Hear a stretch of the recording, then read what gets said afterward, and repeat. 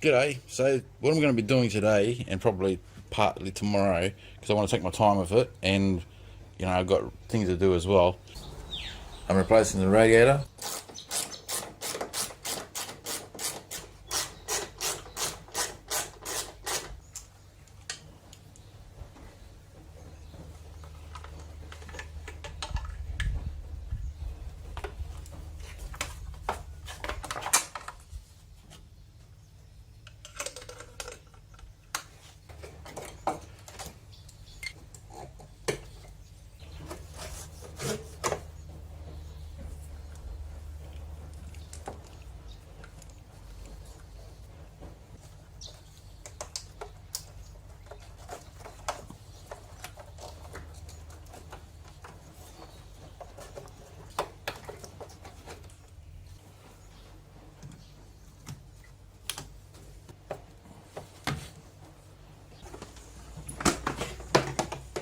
In case you're wondering why I'm taking out the cowling system first before emptying the radiator, because I want to get to the top of the radiator hose and pull it out from the top. What I'll do is take the cowling system out first, then I'll loosen the hose from the bottom and then pull it out from the top, so I'm not underneath the car when taking that hose off.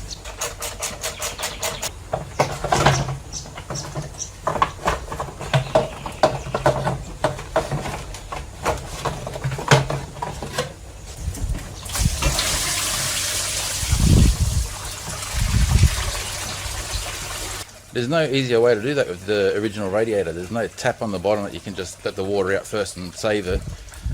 You lose some, but then you can save some as well. But I won't be reusing that. It's liquid intelligence coolant. I'm going to put some more liquid intelligence coolant back in it.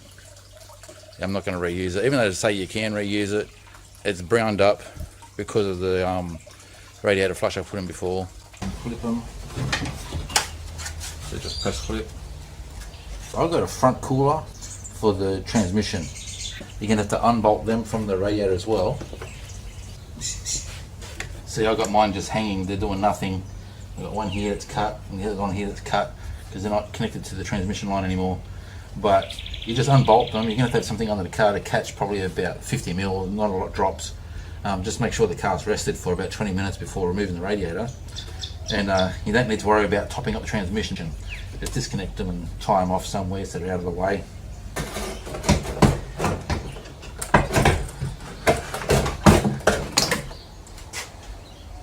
Okay, so that's the new radiator there. Comes with caps over the tops there, and just on where the transmission lines go, got a couple of caps in there. I'm going to leave them in there because I'm not using that. You do get a couple of hose adapters here to put in so you can pick up the transmission lines, but I don't need them, so just leaving these plugs in. Taking these caps off the water lines, and so she goes in. And I like that this radiator has a tap on the bottom to make it easier for doing coolant changes.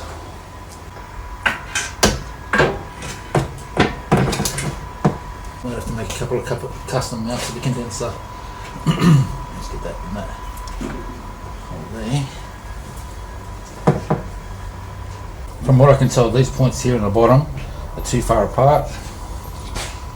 They look like they line up at the top, but I'm going to have to do this in the daytime.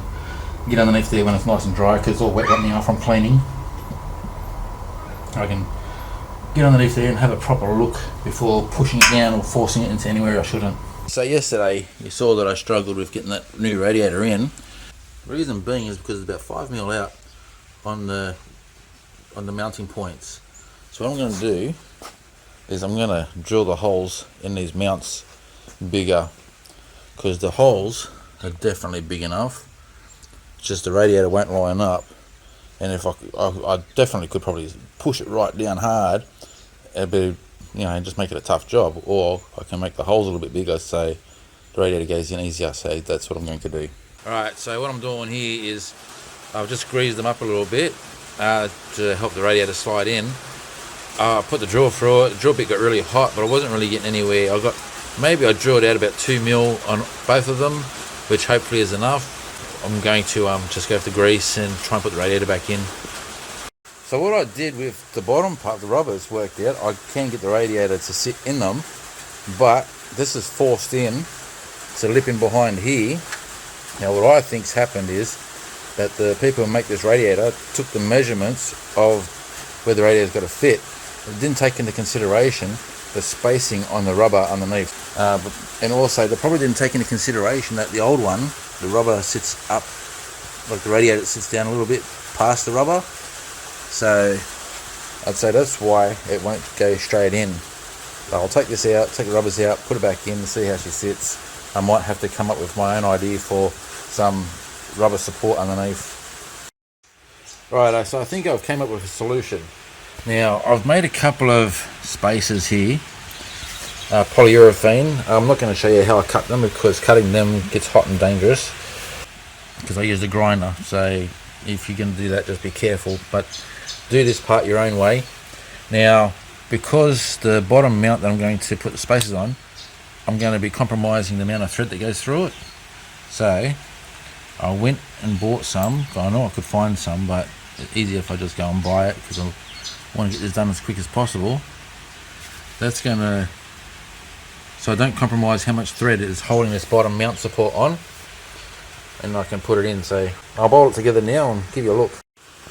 Okay, so radiator's in, custom mount. I'll give you a look from the top.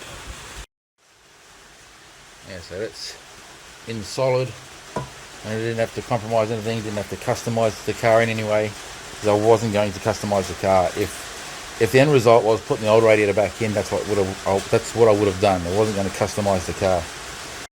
So another thing I should have done while the radiator was out is swap these speed nuts over. I assumed the new one had a nut on there ready to go, but I'd have to swap over these speed nuts onto the new radiator. Save yourself a bit of hassle and swap them over straight away. I just wanted to show you that the space is in. Now the radiator fits properly. The manufacturers of this radiator, instead of redesigning the radiator, which I was going to suggest, they should supply spacers with extra long bolts to overcome that little problem. Where do I put them? There they are. You can see these here now. Clip on. Perfect. You know, it's in solid. Now I can bolt the front part back in, and hopefully that just goes back in smoothly. The condenser bolted back on properly, no dramas there. The bottom radiator hose is on, and this overflow hose is on, and you put the cooling system in now, and hopefully that's also easy enough.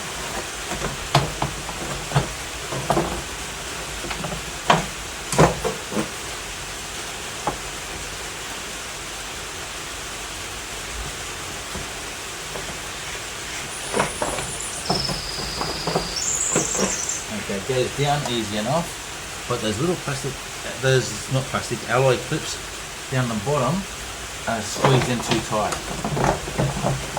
I'll get this back here. The cooling system goes into these things here. Maybe it bends out a little bit so I can slide in.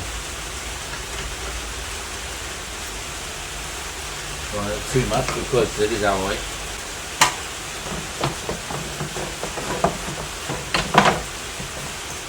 I think it goes in and out easier with this new radiator than the old radiator.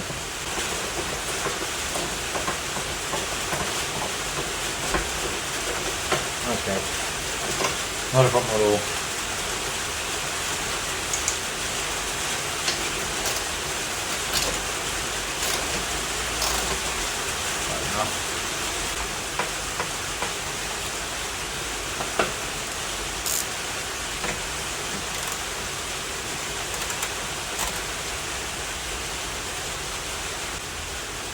Go back over here.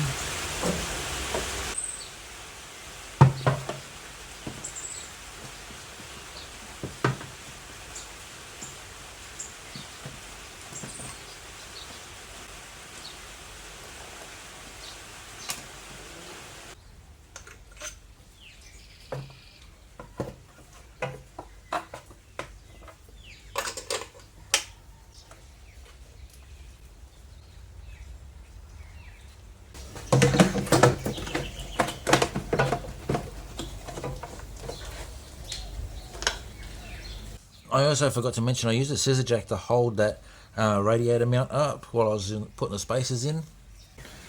Put the coolant in now. So again, liquid intelligence for the coolant.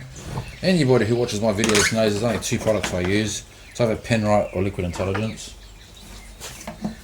Sometimes I might explore something else, but most of the time it's just those two products or those two manufacturers.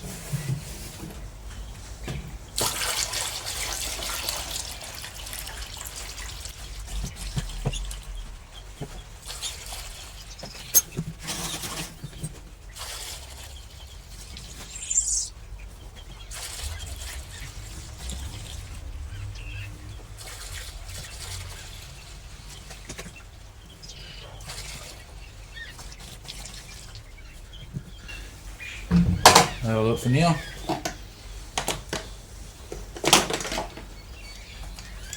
Oh, what a shot, eh? Spot on the full level. But after the car runs, that'll go down. But that's enough now to start the car and put some gas in. Radiator's not leaking. Everything's happy days. Thanks for watching. Really appreciate it. I'll catch you on the next one. Cheers.